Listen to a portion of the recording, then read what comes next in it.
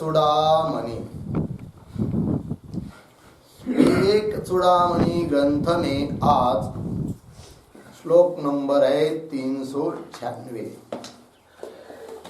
श्लोक का उच्चारण करते हैं। जहि मलमय कोशे हन्धियोत्थापिताशाम्। जहि मलमय कोशे हन्धियोत्थापिताशाम्।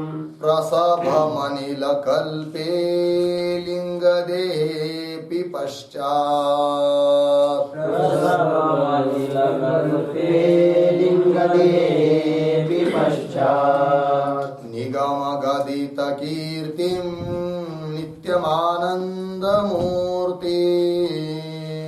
निगमगदितकीर्तिं नित्यमानन्दमूर्तिम्। स्वयमिति परिचीय ब्रह्मरूपेण तिष्ठ। स्वयमिति परिचीय ब्रह्मरूपेण तिष्ठ।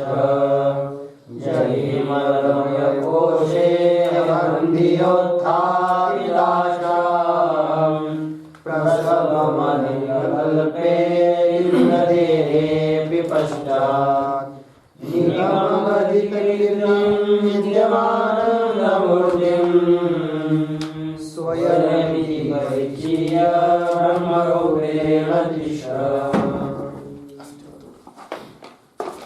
जहि मलमय कोशे अहम धिया उत्थापिताशाम्। प्रसभम अनिलकल्पे लिंगदेहे अपि पश्चात्। निगमगदितकीर्तिं नित्यं आनन्दमूर्तिं।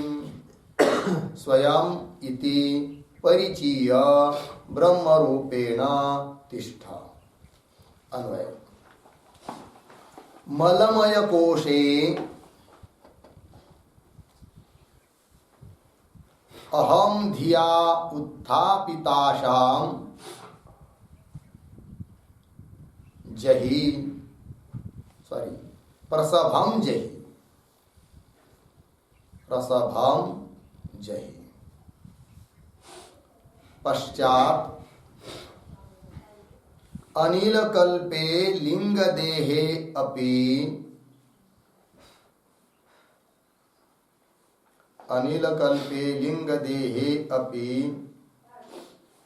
निगमगदितकीर्तिं नित्यं आनन्दमूर्तिं। स्वयं इति परिचीय ब्रह्मरूपेण तिष्ठ। ठीक है, देखिए भाई। तो ऊपर के श्लोक में जो कहा था संव्यक्त बाह्या, उसी का स्पष्टीकरण इस श्लोक में है, ऐसा समझिए। तो क्या कह रहे भाई? मलमय कोशे अहम धिया उत्थापिताशाम्। जहि, जहि शब्द करता है नाशय, नष्ट कर दो। कौन सी चीज को नष्ट कर दो? नाशय। तो कह रहे हैं मलमय कोशे, 5 कोशों में से एक कोश का नाम है मलमय कोश। किसका?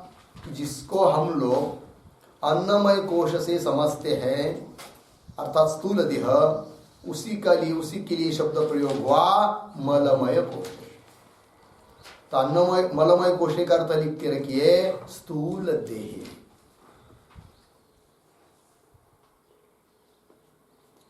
ये जो स्थूल देह है ना, सब इसमें मल ही मल भरा हुआ है।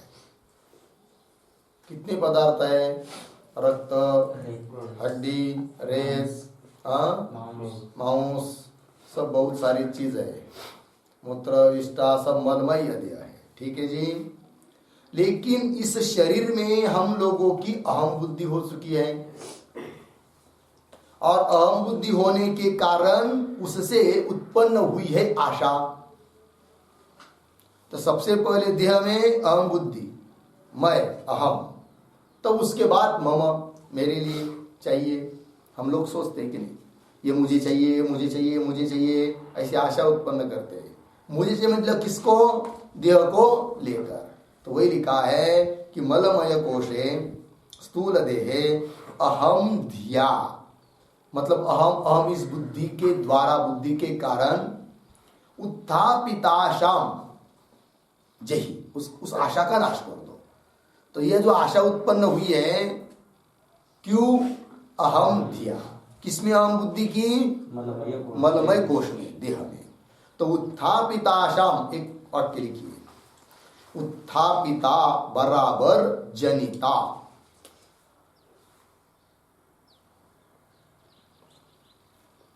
उत्थापिता बराबर जनिता या आशा।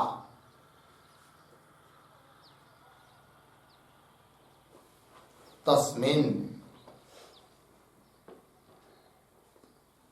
पोषणार्थेषु च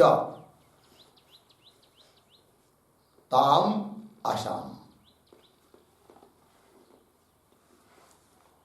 देखिए भाई, अहम धिया, अहम बुद्धि, इसके कारण उत्थापिता अर्थात जनिता उत्पन्न हुई कौन? आशा है कि नहीं? कैसी? तस्मिन् पोषणार्थेषु आशा इत्यर्थ। तस्मिन् स्थूल देह, उन स्थूल देह को पुष्ट करने के लिए उसमें अहम बुद्धि होने के कारण क्या उत्पन्न हुई? आशा।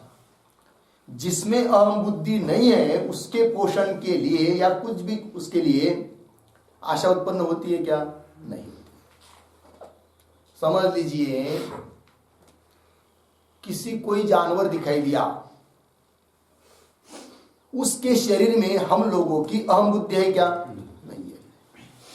तो उस शरीर को पुष्ट करने के लिए, खिलाने पिलाने के लिए, पहनाने के लिए, आदि आदि करने के लिए कुछ आशा उत्पन्न होती है कि हम लोगों की?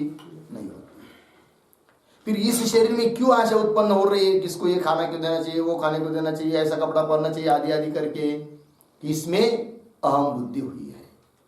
जहां अहम बुद्धि हो रही है उसी के बारे में आशा उत्पन्न होती है, उसको पुष्ट आदि करने के लिए। ठीक है ना? देखिए भाई, तो उत्थापिता अर्थात जनिता या आशा, तस्मिन् पोषणादि पोषणार्थेषु ताम आशाम जही, उस आशा को नाश कर दो, ये कह दिया। ठीक है ना? चलिए भाई, आगे कह रहे, एक शब्द आया है बीच में, आशाम प्रसभम जही। प्रसभम शब्द का अर्थ लिखिए बलात्कारेण।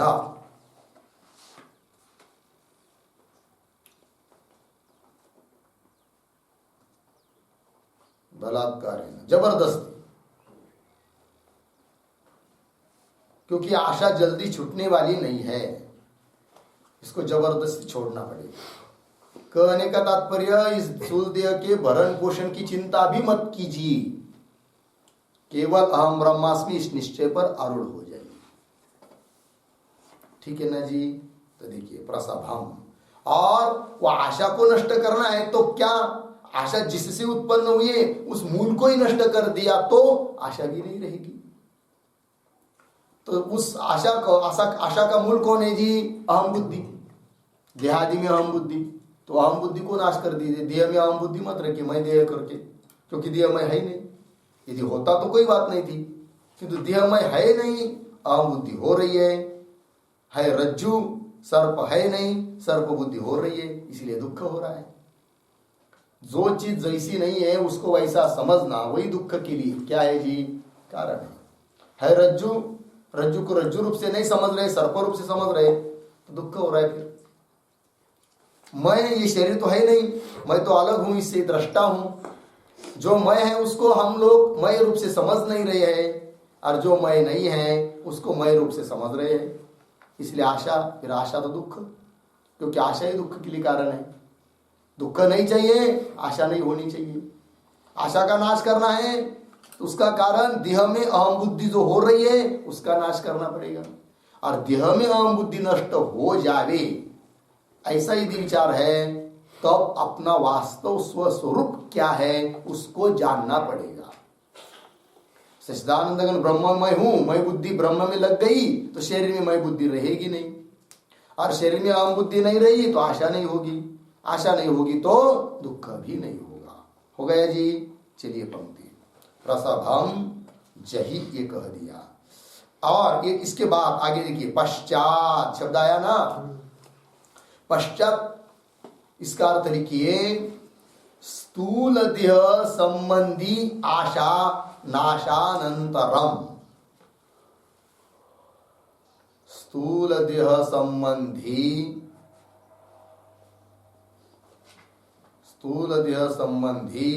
आशा नाशानंतरम।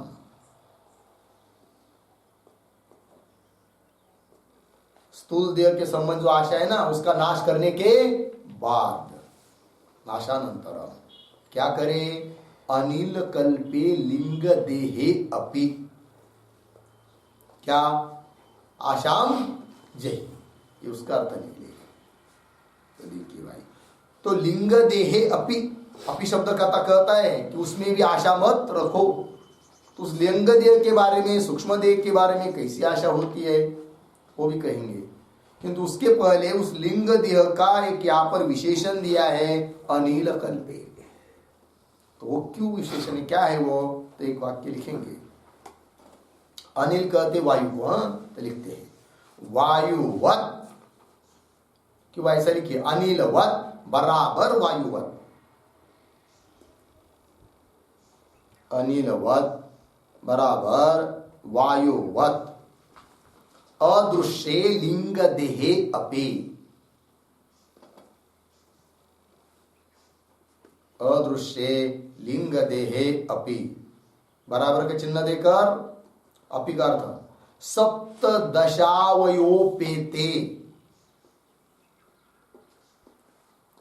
सप्तदशावयोपेते सूक्ष्म शरीरे अपि, सूक्ष्म शरीरे अपि अहं धिया उत्थापिता, अहं धिया उत्थापिता या आशा, या आशा बरोबर मनोनुकूल विषयेषु, मनोनुकूल विषयेषु आशा, अर्धविराम ताम जही। ठीक, देखिए भाई अनिलवत, अनिल कहते वायु को, वायु की तरह।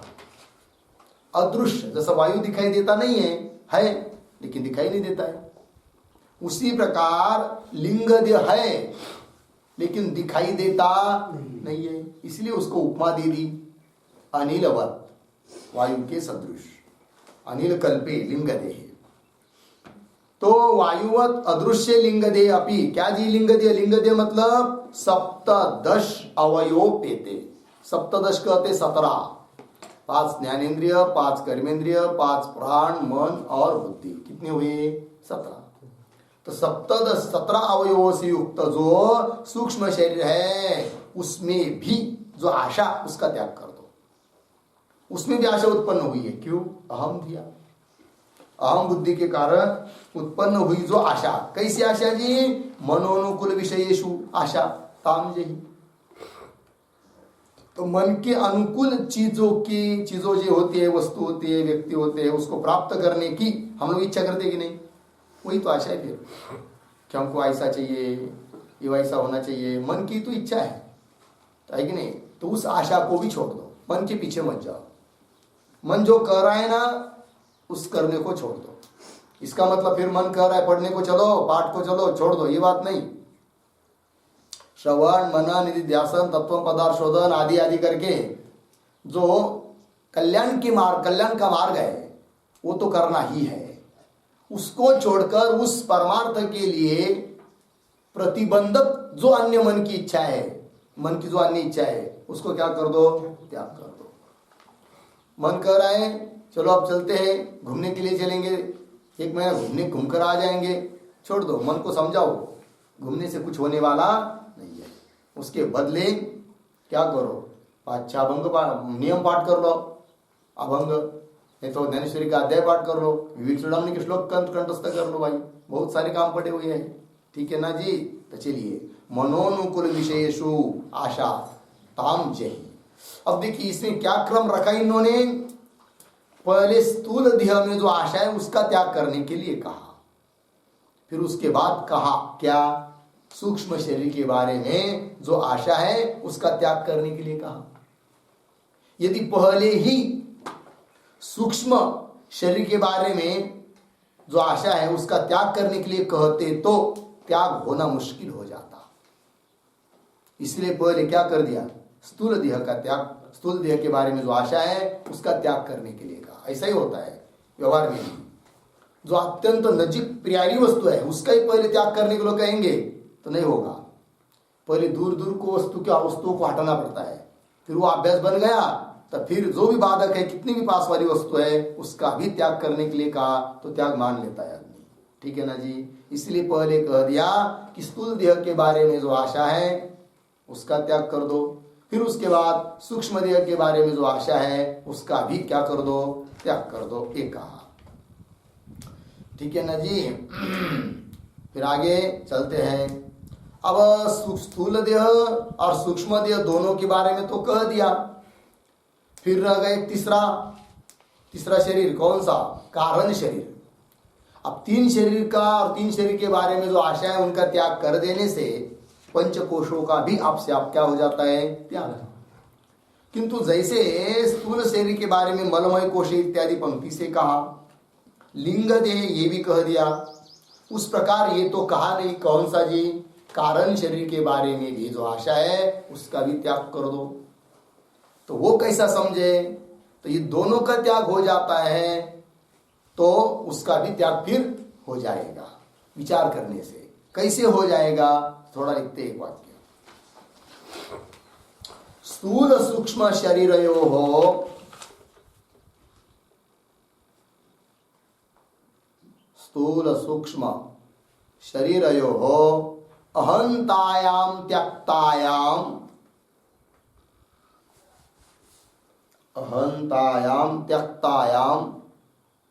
प्रिय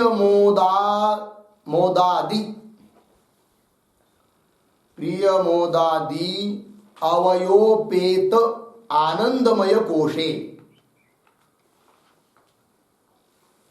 प्रियमोदादि अवयोपेतानंदमय कोशे सावयवत्वात् औपाधिकत्वाच्च सावयवत्वात् औपाधिकत्वाच्च अनित्यत्वनिश्चयेन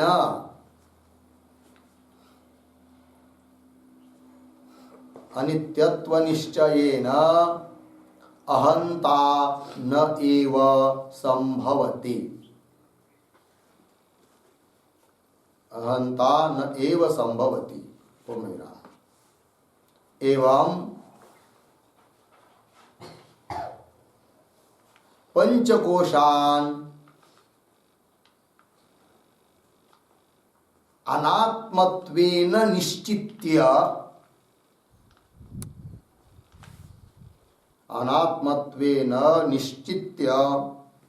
ब्रह्म रूपेण तिष्ठ इत्यर्थः।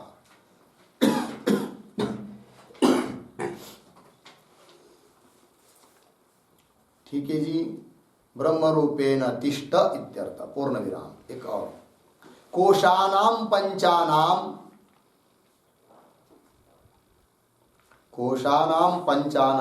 अनात्मत्वेन निषिद्धत्वात्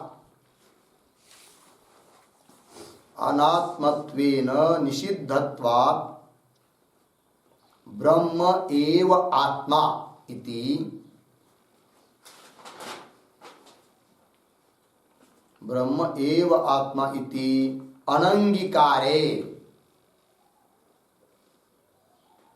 अनंगीकारे नैरात्म्यवाद प्रसंगः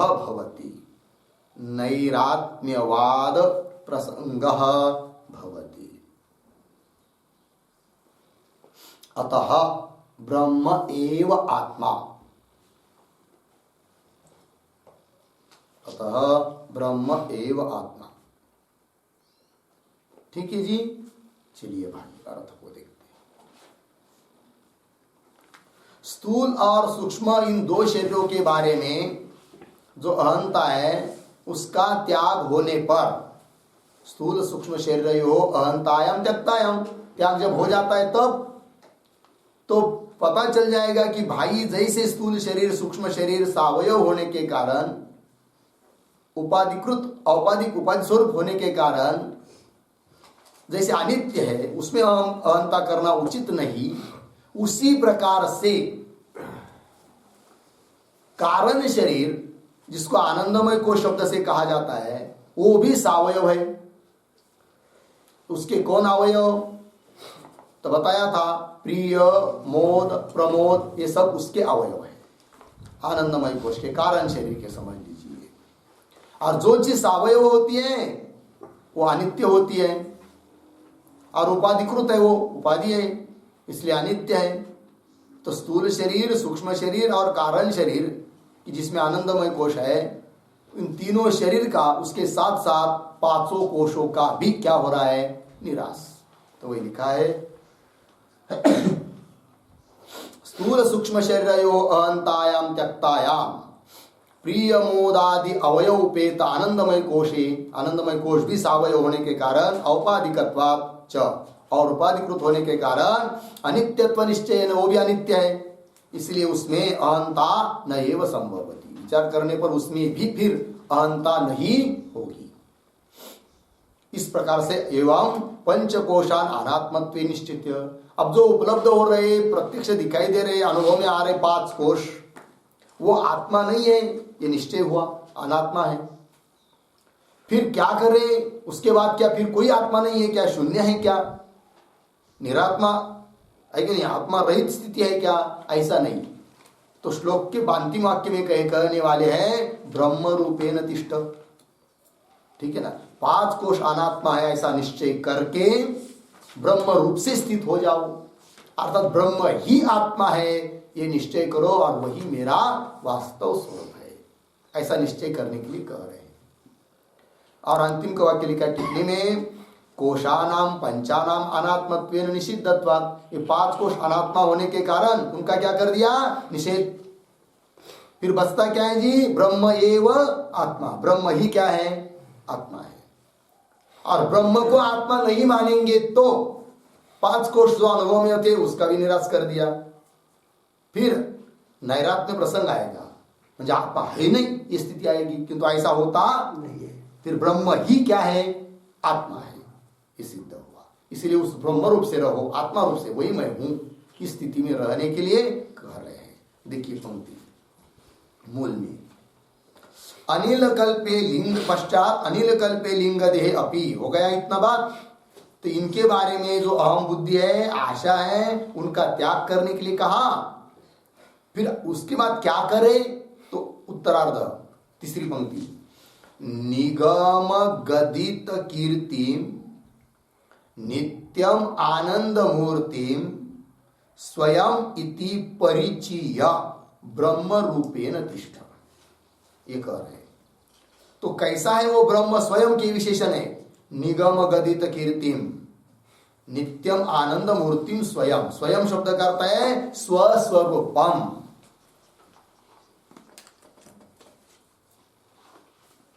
स्वयं का मतलब है स्वस्वरूपम इति।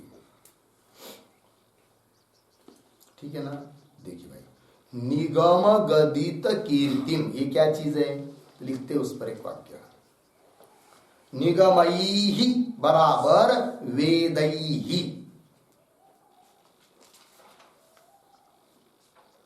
निगमैहि बराबर वेदैहि, गदिता बराबर कथिता, गदिता बराबर कथिता, कीर्ति कीर्ति बराबर सर्वज्ञत्व सर्वशक्तित्व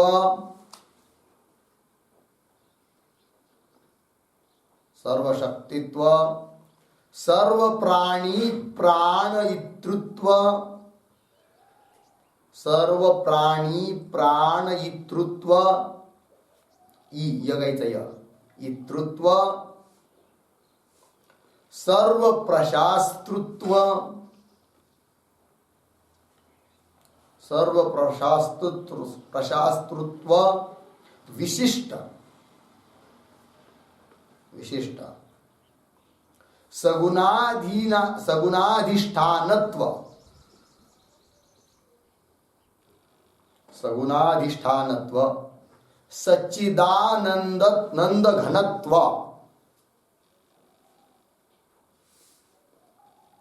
सच्चिदानंद घनत्व, वांग मनसा अगोचरत्व,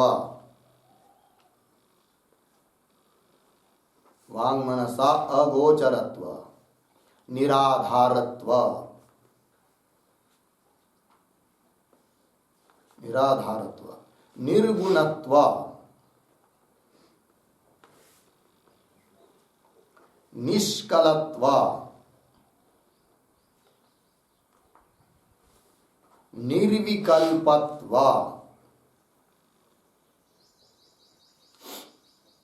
निर्विकल्पत्व, निरंजनत्व, निरंजनत्व, सूक्ष्मतमत्व, सूक्ष्मतमत्व, नित्य शुद्ध, नित्य शुद्ध मुक्त बुद्ध, सत्यानंद, सत्यानंद, स्वभावत्वादि रूपा, स्वभावत्वादि रूपा कीर्ति यस्य, कीर्ति यस्य, तम बराबर स्वयं, बराबर स्वस्वरूपम, बराबर ब्रह्म। ठीक, देखिए भाई यार, तो क्या कहा है? निगम गदित कीर्तिम, तो उसको लिख रहे हैं निगम कहते वेद को, वेदों के द्वारा गदिता कथिता कीर्ति, वेदों के द्वारा वेदों ने जिसकी कीर्ति महिमा गुणगान किया है, ऐसा वो तत्व है। कौन तत्व है? वो स्वयं, वही ब्रह्म है, वही आत्मा है। बोलेंगे वेद ने कौन से शब्द में उसकी स्तुति की है, कीर्ति गाई है? तो सार बात एक एक शब्द में लिख दिया। इसके ऊपर बहुत सारी श्रुतियां सब वही कर रही है, परमात्मा ब्रह्म कैसा है करके, तो सब विशेषण लिख दिया यहाँ पर। क्या?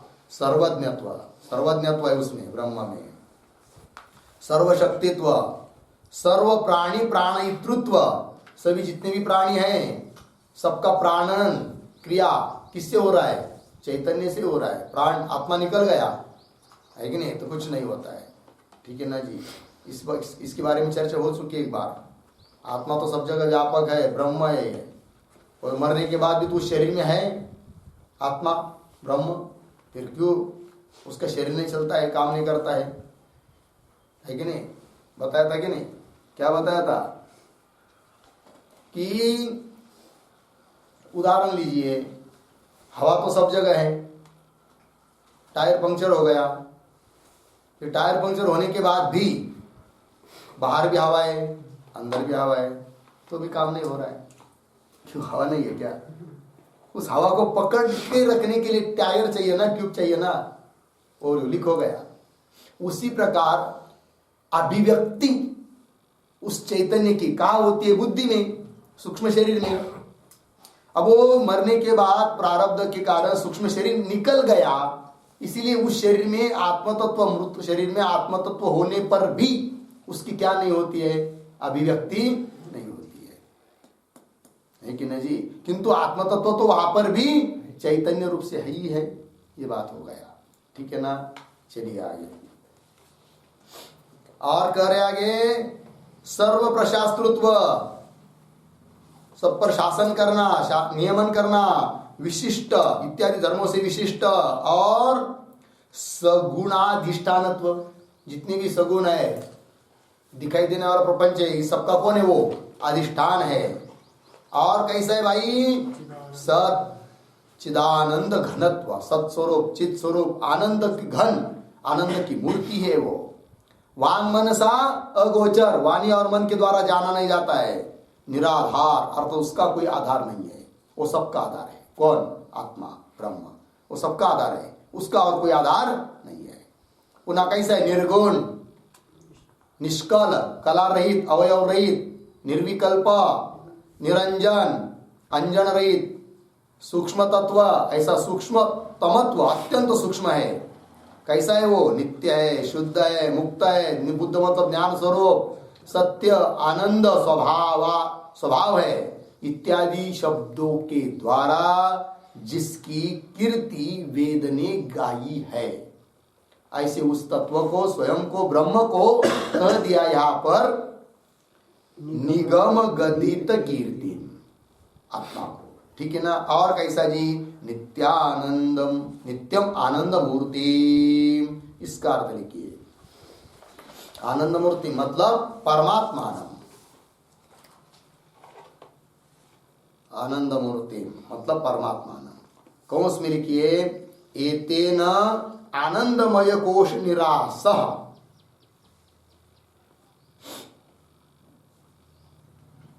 आनंदमय कोश निरासः तस्य नित्यत्वाभावात्, तस्य नित्यत्वाभावात्, पूर्ण विराम, कौंस बंद।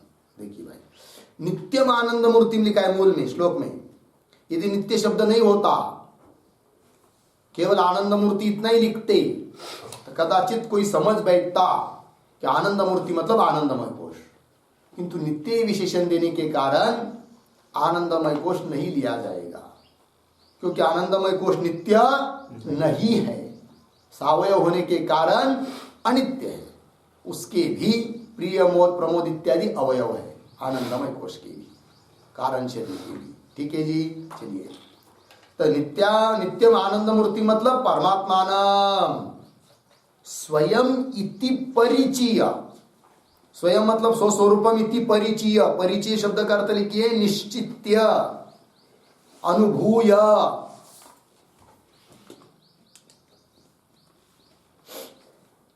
निश्चित्य, अनुभूय,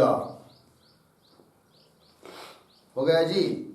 उसका निश्चय करके उसका अनुभव करना है कि वह ब्रह्म ही क्या हूं, मैं हूं, मेरे अलावा और कुछ है नहीं। लगा जी? ऐसा निश्चय करके क्या करो? ब्रह्म रूपेण तिष्ठ, अंतिम शब्द आया, ब्रह्म रूप में स्थित हो जाओ, बस यही पराकाष्ठा है, इसमें सबकी समाप्ति है। अब इससे आगे बढ़कर और कोई तत्वज्ञान नहीं है। विवेक, वैराग्य, सभी समाप्ति, सभी की समाप्ति यहीं पर हो जाती है। कहा? ब्रह्म रूपेण तिष्ठ। जब हम लोग ब्रह्म रूप में स्थित हो जाएंगे, दृढ़ अपरोक्ष साक्षात्कार हो गया, ब्राह्मी स्थिति प्राप्त हो गई, अब कुछ कर्तव्य नहीं है, कुछ प्राप्तव्य नहीं है। जो पाना था वो पा लिया, जो करना था वो कर लिया, अब कुछ करना धरना नहीं है, बस आनंद में रहना है। आनंदा चेडो ही आनंद तरंग, ये वो स्थिति हो जाती है। हो गया जी। चलिए आगे के श्लोक को पढ़ते हैं। बहुत सुंदर श्लोक आ रहे हैं। शवाकारं यावद् भजति मनुजस्तावदशुचिः, शवाकारं यावद् भजति मनुजस्तावदशुचिः, परेभ्यः स्यात् क्लेशो जनन मरण व्याधि निलयः, परेभ्यः स्यात् क्लेशो जनन मरण व्याधि निलयः, यदात्मानं शुद्धं कलयति शिवाकारमचलम्, यदात्मानं शुद्धं कलयति शिवाकारमचलम्, तदा तेभ्यो मुक्तो भवति तदा श्रुतिरपि, तदा तेभ्यो मुक्तो भवति तदा श्रुतिरपि। शवाकारं यावद्भजति मनुजस्तावदशुचिः परेभ्यः शास्त्रेषु जन्ममरणव्याधिनिलयः यदात्मानं शुद्धं प्रभयति शिवाकारमचलम् तदा तेभ्यो मुक्तो भवति तदा श्रुतिः शवाकारं यावत् भजति मनुजः तावत् अशुचिः परेभ्यः स्यात् क्लेशः जनन मरण व्याधि निलयः यदा आत्मानं शुद्धं कलयति शिवाकारं अचलम् तदा तेभ्यः मुक्तः भवति ही तदा आह श्रुतिः अपि। अन्वय पहली पंक्ति में मनुजः यावत् शवाकारं भजति तावत् अशुचिः तावत् अशुचिः। दूसरे पंक्ति में परेभ्यः क्लेशः स्यात् जनन मरण व्याधि निलयः। हो गया तीसरी पंक्ति में यदा आत्मानं शिवाकारं अचलं शुद्धं कलयति तदा ही तेभ्यः मुक्तः भवति तदा श्रुतिः अपि आह।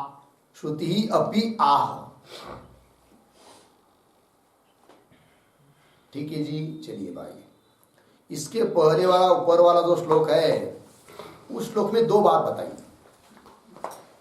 दो बात क्या बताई थी कि स्थूल शरीर, सूक्ष्म शरीर, कारण शरीर, इनमें जो अहम बुद्धि और आशा है उसका त्याग और ब्रह्म रूप में रहने के लिए विधान। दो बात हुई कि नहीं? अब उन दोनों का फल बता रहे इस श्लोक में। यदि आदमी स्थूल शरीरादि जो अनात्म वस्तु है उनमें अहम बुद्धि कर ही रहेगा, छोड़ेगा नहीं, तो उसका क्या फल निकलेगा वो भी बता रहे हैं। और ऊपर श्लोक में कहे हुए के अनुसार देहादिकों में जो अहम बुद्धि उसका त्याग करके ब्रह्म में ही अपने स्वस्वरूप में ही अहम बुद्धि कर लेता है, स्थिर हो जाता है, स्थित हो जाता है, स्थित प्रज्ञ बन जाता है, तो उसका क्या फल उसको भी बता रहे इस श्लोक में।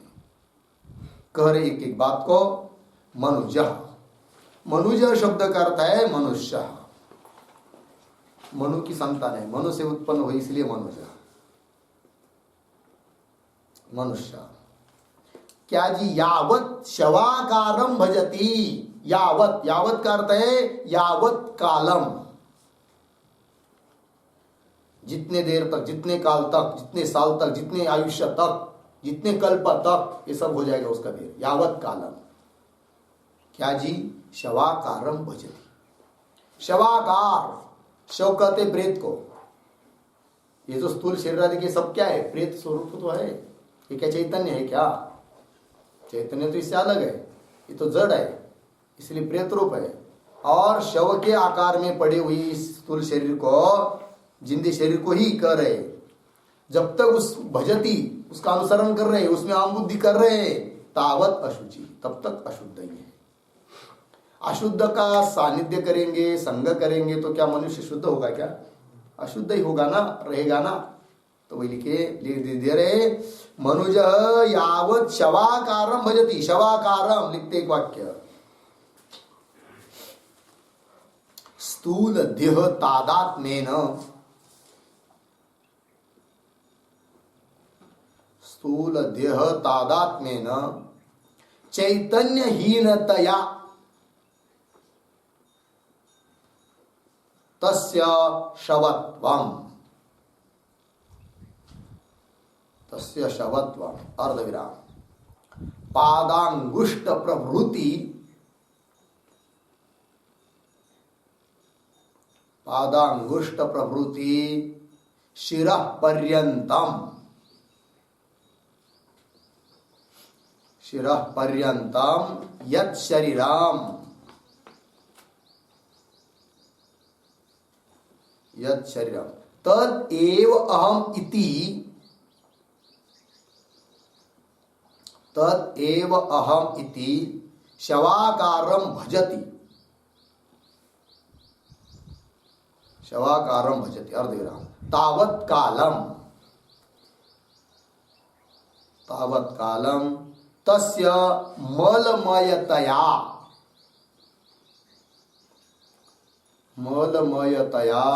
अशुचित्वात्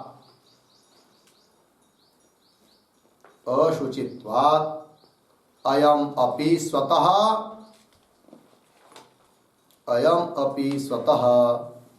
शुचिः अपि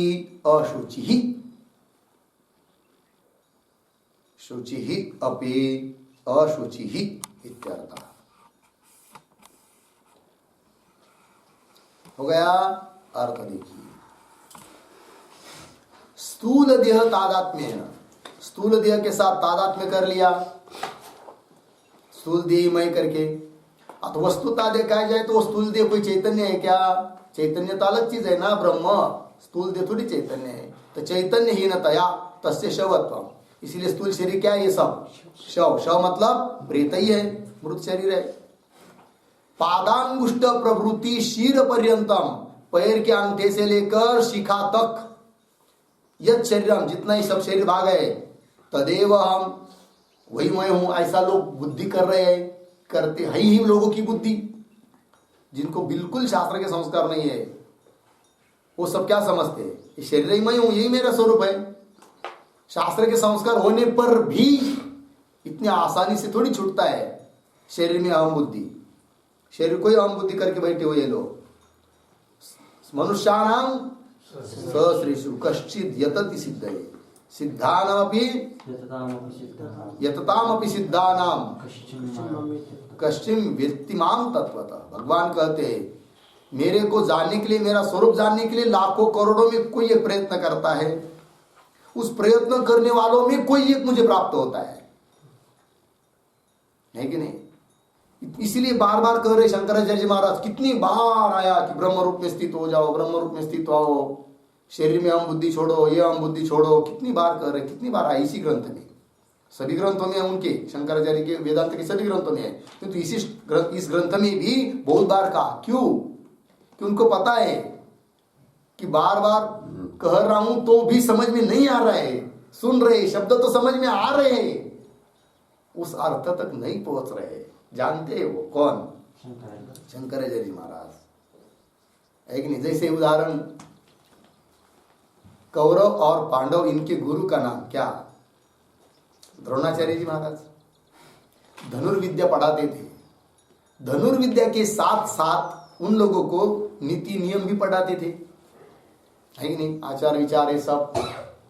तो उसमें एक दिन पाठ आया कि सत्यम वद धर्मम चर इत्यादि। समझ में आया? तो सत्यम वद ये पाठ जब पढ़ाया तो बहुत सारा महात्म्य बता दिया सत्य का। सत्य बोलने से, सत्याचरण करने से क्या क्या फल मिलता है, क्या क्या उसका लाभ है, अंतःकरण की शुद्धि होती है, पर मोक्ष की प्राप्ति आदि आदि करके बहुत बताया।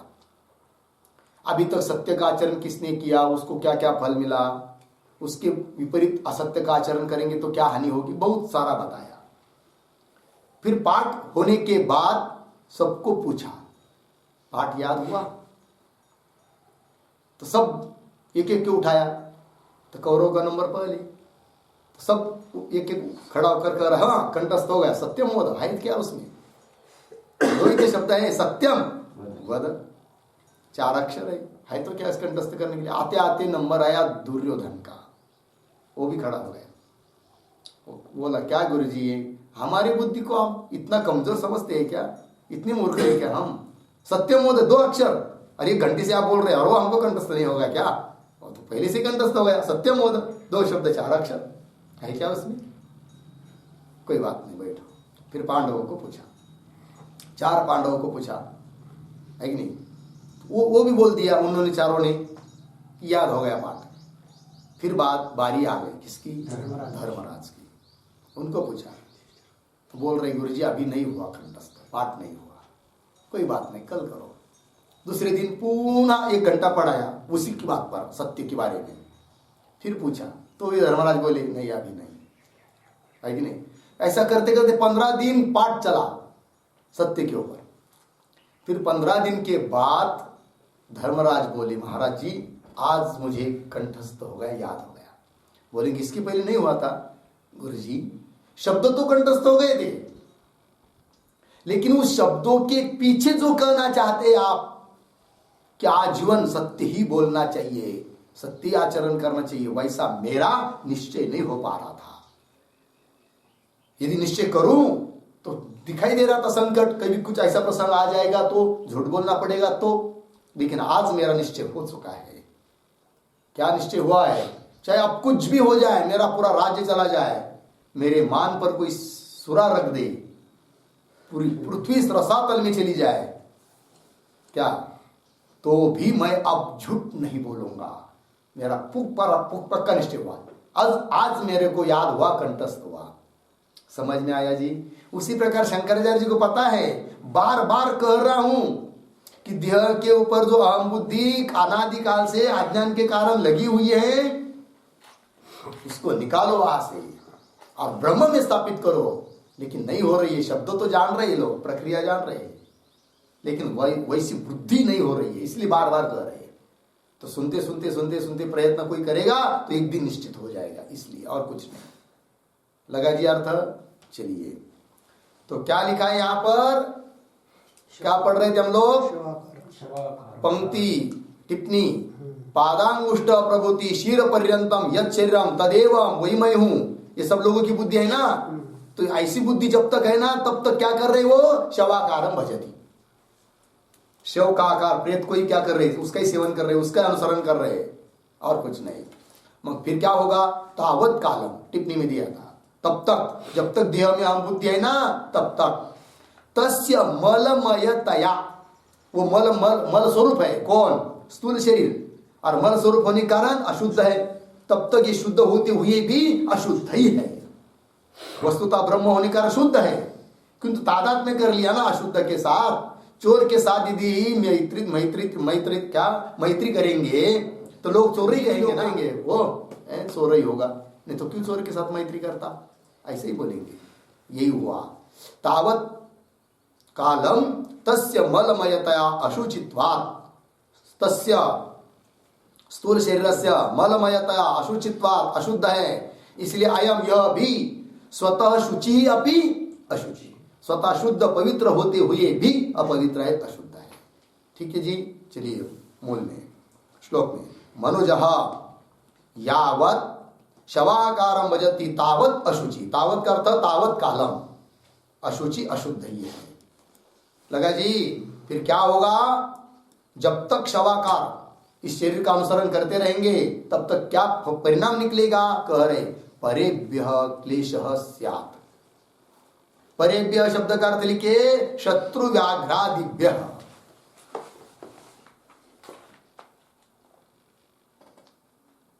शत्रु व्याघ्रादिभ्यः, शत्रु वाघ, अपने को शरीर को छोड़कर, मतलब सभी से, बाहर की चीजों से क्लेश ही होगा, दुख ही होगा। क्लेश स्यात्। और क्या क्लेश होगा? और क्या दुख होगा? शरीर का अनुसरण करते, शवाकार भजन करते, मतलब वो शरीर में अहम बुद्धि है, तो बता रहे जनन मरण व्याधि निलय, जन्म मृत्यु रोग ये शरीर को हो रहे, लेकिन उसके साथ तादात्म्य होने के कारण स्वयं को समझ रहा है, तो ये भी फिर दुख होगा। एक शब्द लिखिए इस पर, एक वाक्य, जनन मरण व्याधि निलय के ऊपर। अस्मिन् लोके, अस्मिन् लोके जनन मरण व्याधीनां निलयः, जनन मरण व्याधीनां निलयः बराबर गृहं भवति।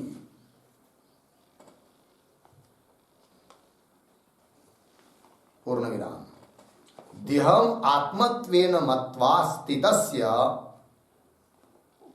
देहम आत्मत्वेन मत्वा स्थितस्य,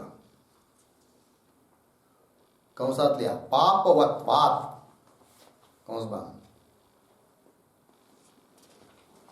पापवत्वात् कंस बंद, सदा दुःखवत्वम एव, सदा दुःखवत्वम एव, पूर्ण विराम। श्रुति लिखिए इसके लिए, न ह वै शरीरस्य सतः प्रिया प्रियो अपहति अस्ति।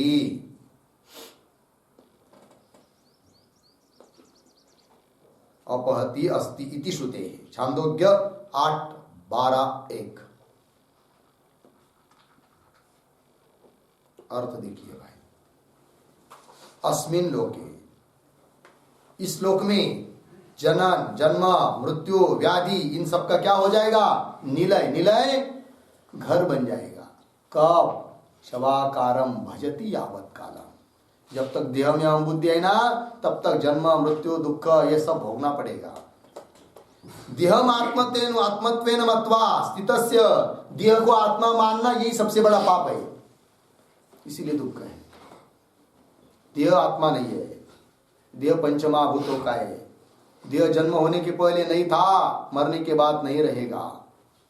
हम तो इस शरीर का जन्म होने के पहले थे, अभी है, और शरीर मरने के बाद भी रहेंगे। अर्थात ये शरीरमय नहीं। शरीरमय होता तो शरीर उत्पन्न होने के पहले हमारा अस्तित्व नहीं होना चाहिए, शरीर मरने के बाद हमारा अस्तित्व नहीं होना चाहिए, जबकि है कि नहीं? गीता में इसका बहुत विस्तार कर दिया है दूसरे अध्याय में, ठीक है ना? चलिए, देहमात्मत्वेन मत्वा स्थितस्य पापवत्वा सदा दुःखवत्वम एवं। श्रुति भी बता रही उस बात को। न वही शरीर से सतः, शरीर को ही सत समझेंगे, आत्मा समझेंगे तो प्रिया प्रियो अपहति न अस्ति। प्रिय अप्रिय सुख दुख इनका नाश, अपहति मतलब नाश, न अस्ति नहीं होगा, दुख भोगना ही पड़ेगा। इति श्रुते। हो गया जी? तो पीछे श्लोक में कहा था ना, शरीर में हम बुद्धि मत करो, यदि करोगे तो ये फल दुख ही दुख, दुख ही दुख, दुख ही दुख, और कुछ नहीं।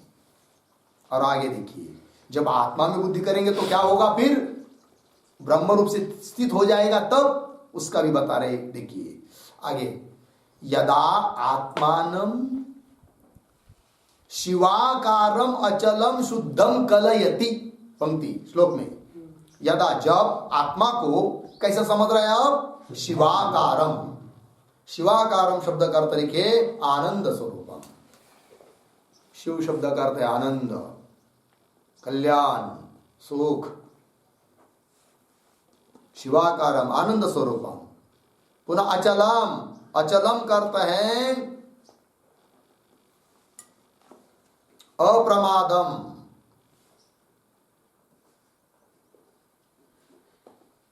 चल रहितम इत्यर्थ, क्रिया रहितम इत्यर्थ।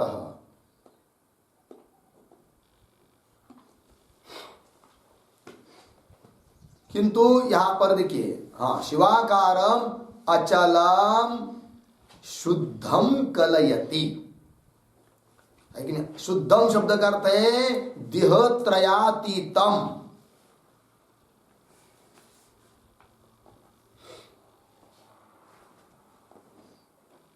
कलयति, कलयति का अर्थ लिखिए जानाति।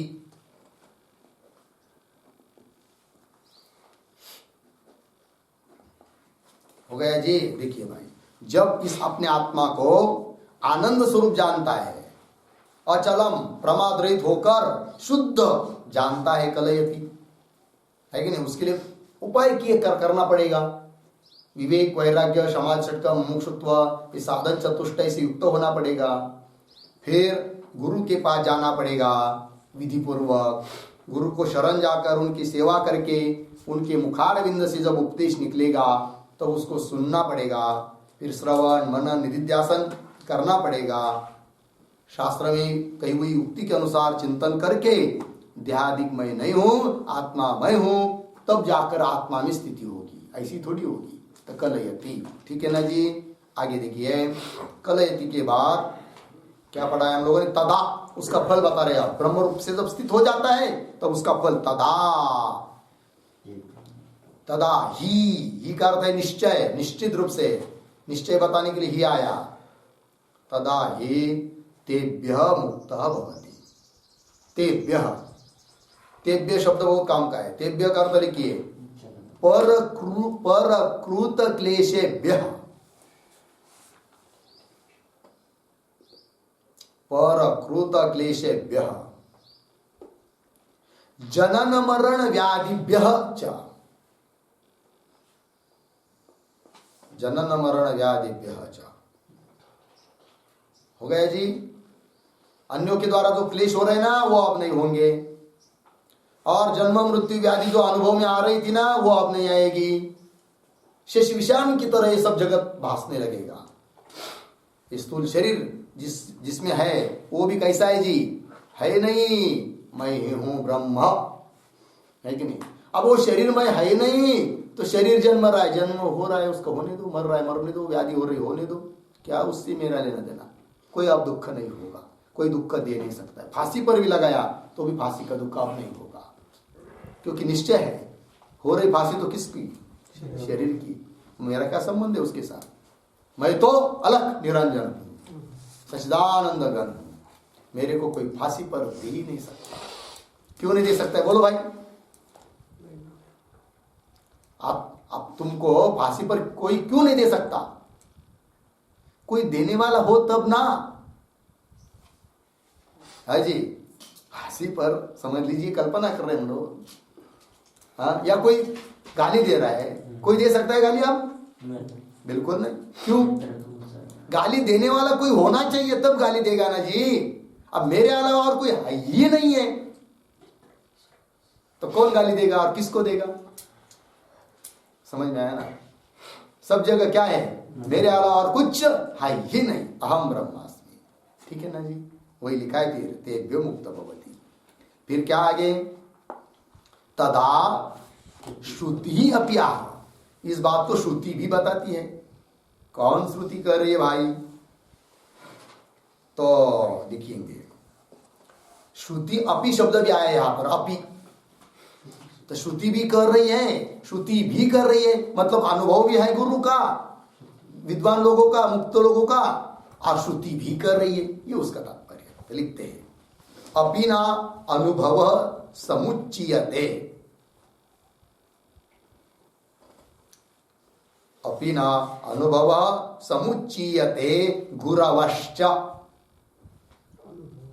अनुभव समुच्चीयते गुरवश्च, पूर्ण विराम। अब श्रुति लिखा देते आपको। अशरीरम वावसंतम, अशरीरम वावसंतम न प्रिया प्रिये स्पृशतः, न प्रिया प्रिये स्पृशतः। छांदोग्य 8:12-1। और श्रुति को लिखा दे आनंदम ब्रह्मणो विद्वान न बिभेति कुतश्चन, आनंदम ब्रह्मणो विद्वान न बिभेति कुतश्चन। तैतरीय 2.4। और तरति शोकम आत्मविद, छांदोग्य 7:1-3। तरति शोकम आत्मविद हो गया। और लिखिए ज्ञात्वा देवम उच्यते सर्व पाशैः, ज्ञात्वा देवम उच्यते सर्व पाशैः। श्वेता श्वेतर 1.8। और लिखिए तमेव विद्वान अमृत इह भवति, तैतरीय 3:1-3। और एक क्षीणैः क्लेशैः जन्म मृत्यु प्रहाणि, श्वेता श्वेतर 1.11। और एक ज्ञात्वा शिवम शांतिम अत्यंतम एति,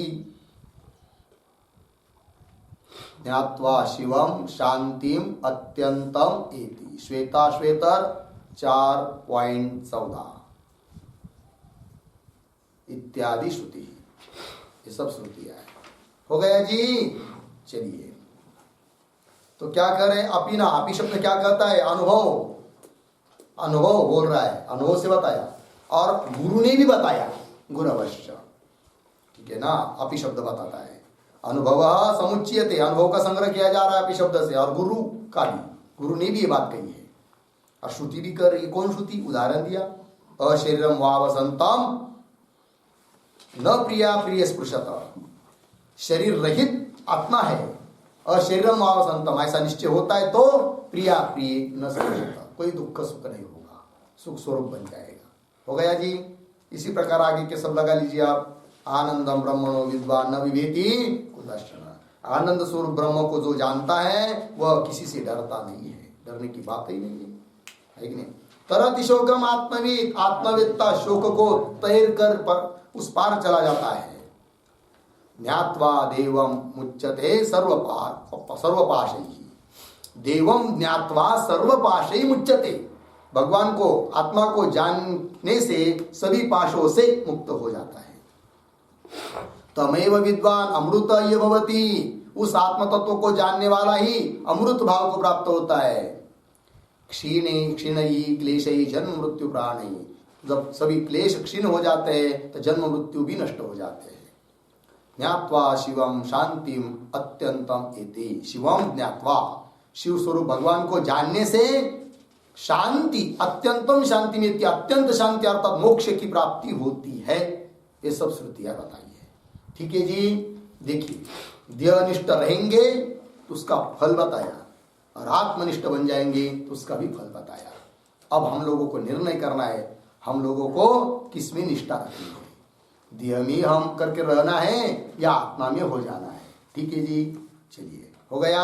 आगे का विचार कल करते हैं। ओम पूर्णमदः पूर्णमिदं पूर्णात् पूर्णमुदच्यते पूर्णस्य पूर्णमादाय पूर्णमेवावशिष्यते। ओम शांति शांति शांति। इस श्लोक को याद कीजिए भाई।